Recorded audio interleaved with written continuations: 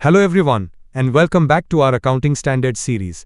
In this video, we're diving into IAS 7 Statement of Cash Flows. If you've ever wondered why cash flow is king, this standard is your go-to guide. Let's break it down.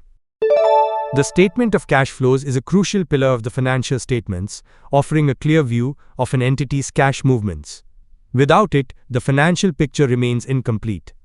The objective of this standard is to require the provision of information about the historical changes in cash and cash equivalents of an entity by means of a statement of cash flows, which classifies cash flows during the period from operating, investing, and financing activities.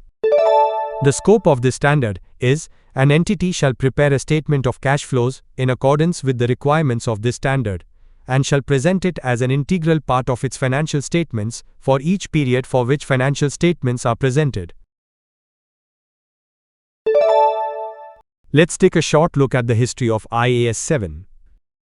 In December 1992, IAS 7 cash flow statements was issued by the IASB and became effective for annual periods beginning on or after the 1st of January 1994.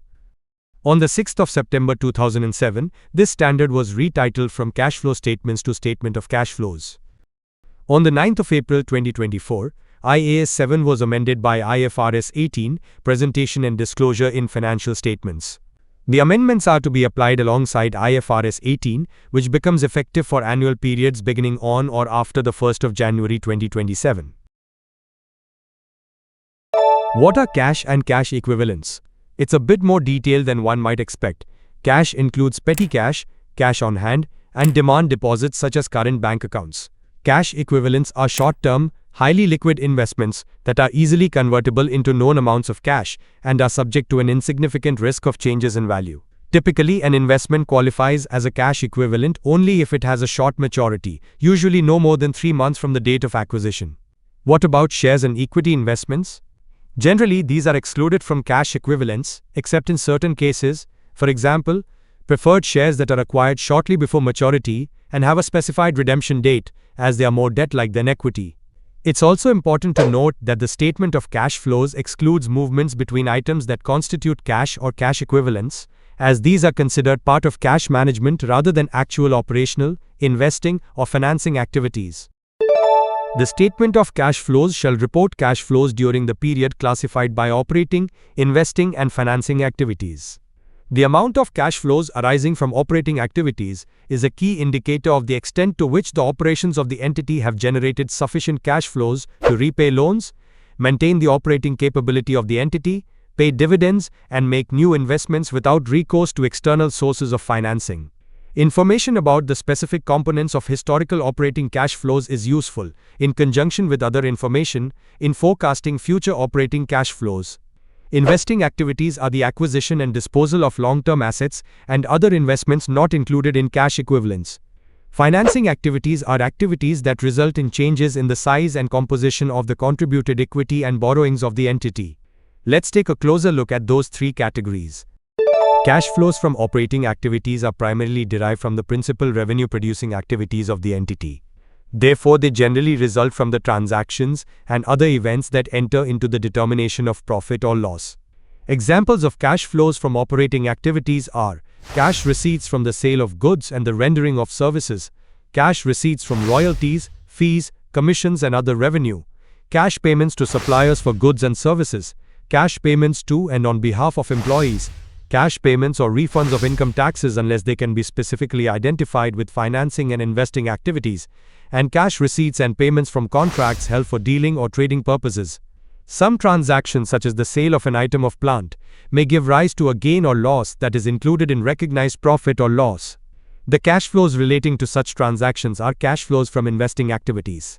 However, cash payments to manufacture or acquire assets held for rental to others and subsequently held for sale are cash flows from operating activities. The cash receipts from rents and subsequent sales of such assets are also cash flows from operating activities. The separate disclosure of cash flows arising from investing activities is important because the cash flows represent the extent to which expenditures have been made for resources intended to generate future income and cash flows. Only expenditures that result in a recognized asset in the statement of financial position are eligible for classification as investing activities. Examples of cash flows arising from investing activities are cash payments to acquire and cash receipts from sales of property, plant and equipment, intangibles and other long-term assets. Cash payments to acquire and receipts from sales of equity or debt instruments of other entities and joint venture interests, excluding those treated as cash equivalents or held for trading purposes. Cash advances and loans made to other parties, and cash receipts from their repayments, excluding those by or of a financial institution. Cash payments and receipts from futures, forward, option and swap contracts, except when held for trading purposes or classified as financing activities. When a contract is accounted for as a hedge of an identifiable position, the cash flows of the contract are classified in the same manner as the cash flows of the position being hedged. The separate disclosure of cash flows arising from financing activities is important, because it is useful in predicting claims on future cash flows by providers of capital to the entity. Examples of cash flows arising from financing activities are cash proceeds from issuing shares or other equity instruments, and cash payments to owners to acquire or redeem the entity's shares. Cash proceeds from issuing debentures, loans, notes, bonds, mortgages and other short-term or long-term borrowings. On the other hand, cash repayments of amounts borrowed.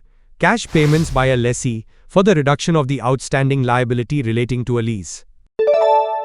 An entity shall report cash flows from operating activities using either the direct method, whereby major classes of gross cash receipts and gross cash payments are disclosed, or the indirect method, whereby profit or loss is adjusted for the effects of transactions of a non-cash nature, any deferrals or accruals of past or future operating cash receipts or payments, and items of income or expense associated with investing or financing cash flows.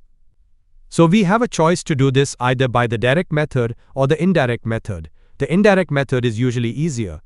However, some companies prefer the direct method because it may give more relevant information.